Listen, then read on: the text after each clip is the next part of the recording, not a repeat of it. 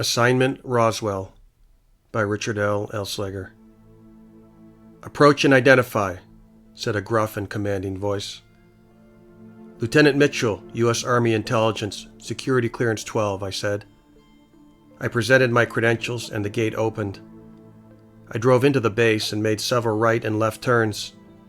I stopped outside the hangar where they kept it. I'd heard the rumors.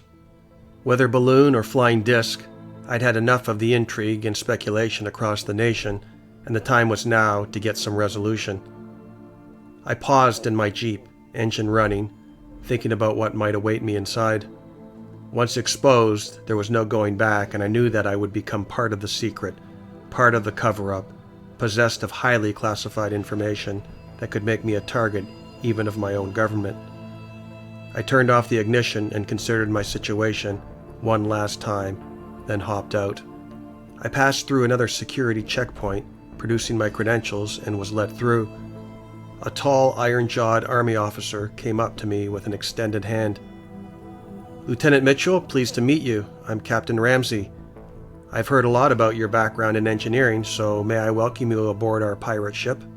I shook Ramsey's hand with the firmest handshake I could muster, given my current agitation about what laid behind those large, imposing doors to the hangar. "Pleased to be here," I said with a concealed apprehension. Captain Ramsey smiled with a grin that seemed to hide a nefarious secret. "This way, Lieutenant," he said. Ramsey directed me to a black hangar door, and the two of us stood before the precipice, as if expecting some divine revelation.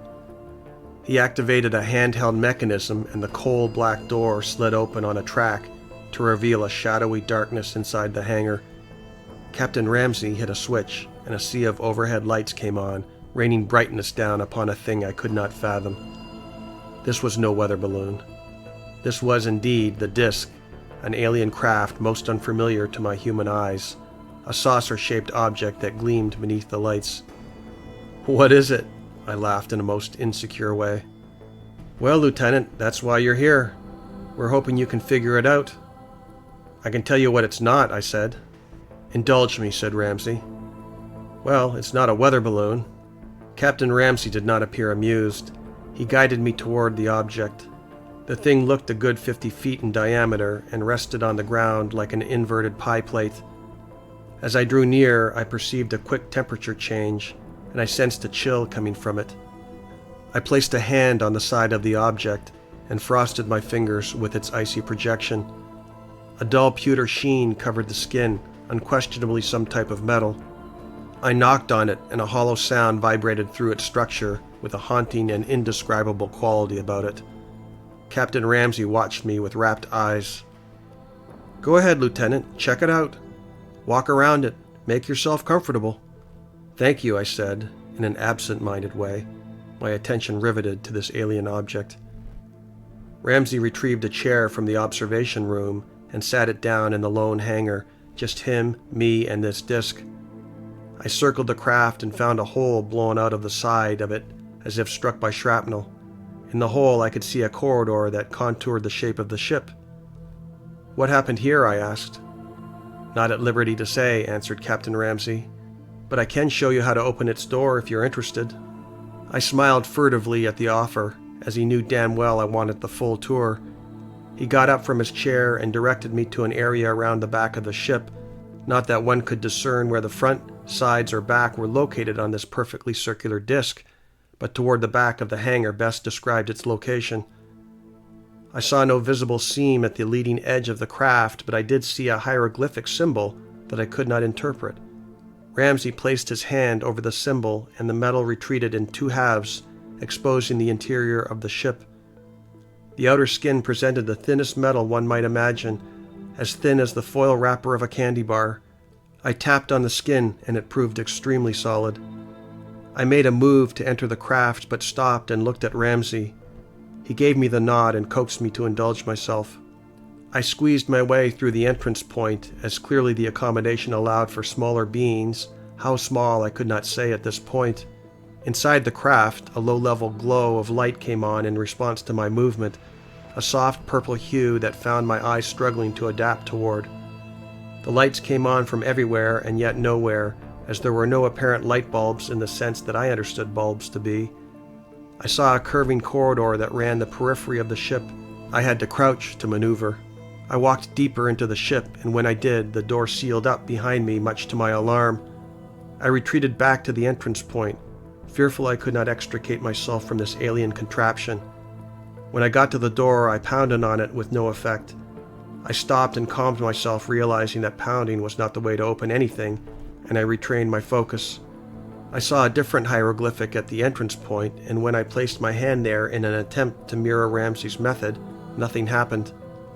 I pulled my hand away and replaced it again, imagining that the door would open this time. And then it opened. It was as if the thought coupled with the placement of my hand acted in concert to open the door. The two halves retreated, and I saw Ramsey standing at the entranceway, smiling. "You're a fast learner," he said. "A little warning would have been nice," I said. "As you may have just gathered, the mechanism works in conjunction with thought. You think it, and the mechanism complies so long as your hand placement is correct." "This can't be," I said. "It can't." "Oh, it can, and you will figure out more, we hope. That's why you're here, Lieutenant." "I'll let you know what I find," I said, and retreated back into the entrails of the ship.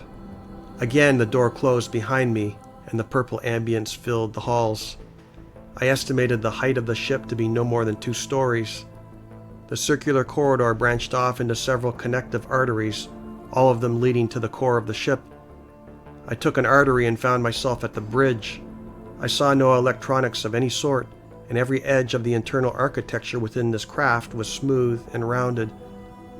Everything was one color, that same pewter, and there were no angles anywhere. The interior looked like the inside of a living organism.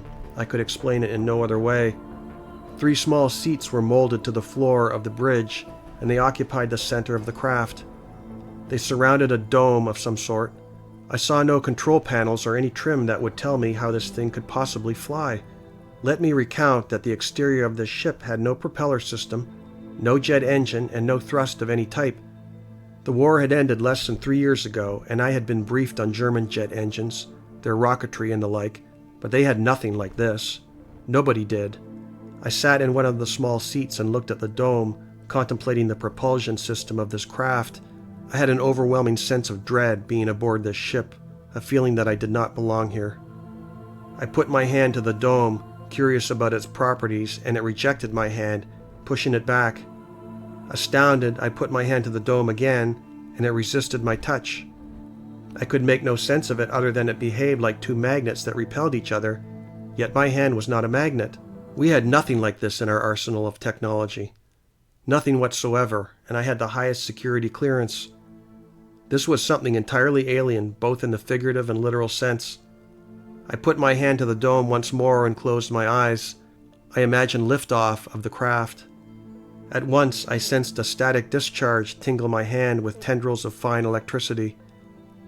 I sensed movement in my mind, and I opened my eyes. I could see the outside of the craft appear on a transparent wall chart that popped up in the middle of the floor. It allowed me to see in 3 dimensions outside the craft, and I saw Captain Ramsey retreat to the corner of the hangar. The craft hovered in one spot about 10 feet off the floor. The phenomenal power overwhelmed me, and I pulled my hand away from the dome. The craft alighted on the floor, and the wall picture vanished. I moved fast from the bridge of the craft and made my way to the door. I opened the craft and squeezed my way through the portal to the hangar. Captain Ramsey rushed over. "How the hell did you do that?" he demanded. I failed to respond, my brain taking on a crushing headache. I steadied myself on the edge of the craft, hand tingling from the frosty touch of the metal. "I'm not feeling so well," I said. Ramsey put my arm over his shoulder and helped me away from the craft and gave me his seat, the only seat in the hangar. I slumped over. "You were in there for a good half-hour," said Ramsey. "You hovered that thing for half an hour." "What are you talking about?" I said. "I was only in there for a minute, not much more." Ramsey became more insistent. "Look at my watch," he said. "It's nearly 1,700 hours." I looked down at my own watch and read out the time. My watch says 1630 hours. "That can't be," said Captain Ramsey. "Let me see." I showed him the time, and we looked at each other with suspicion. "I propose we do a little experiment," I said. "Let's synchronize our watches, and I'll retrace my steps in the craft.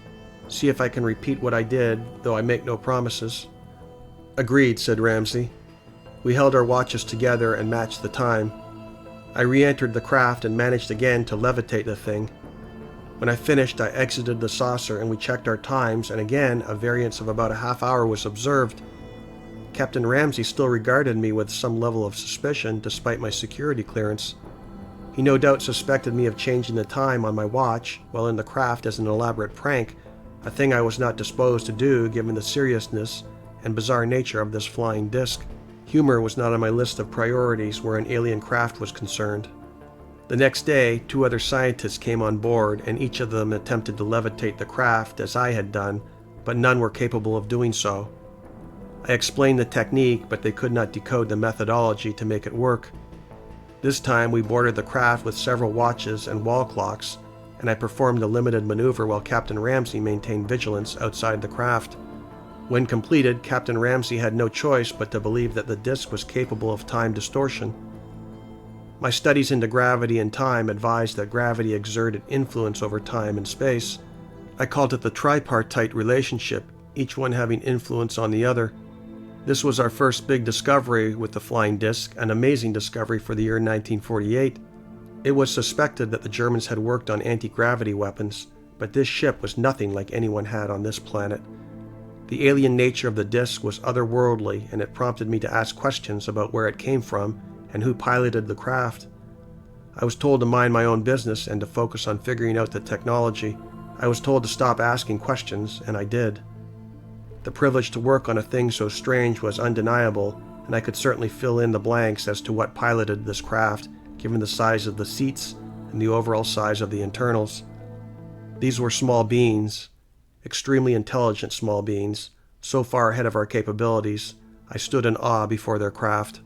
I continued my research on the craft, but hit many dead ends. Though I came to understand how it flew, I could not explain why, and neither could anyone else.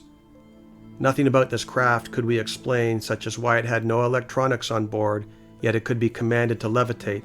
Nor could any of us understand why it generated no heat when in flight, but remained at a temperature equivalent to the ambient air of the hangar. We suspected that it manipulated gravity, but could not understand how. The disc floated in silence. It possessed some sort of reactor on board that created some output of power, but gave no heat signature and no evidence of our most recent understanding of radioactivity.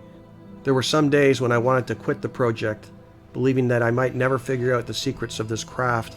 Other days, I maintained a youthful enthusiasm and inquisitiveness that kept me returning for more.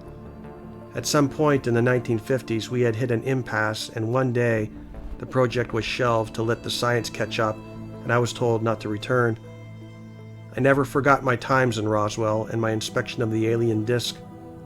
I am in my twilight years now, and as I relate these facts, I have told my story to those interested to listen, but there are many skeptics and tricksters who scoff at my words, call me terrible names like liar and old fool. The military relocated the disc, I understand. They removed it to some place in Nevada called Area 51. No doubt new sets of eyes and younger minds are tasked to figure out the secrets of the disc. It's just a matter of time before we understand, and one day we will understand. When that day arrives, I cannot say. Time is all we have. Lieutenant Mitchell, U.S. Army Intelligence Officer, retired, Security Level 12, year 1997.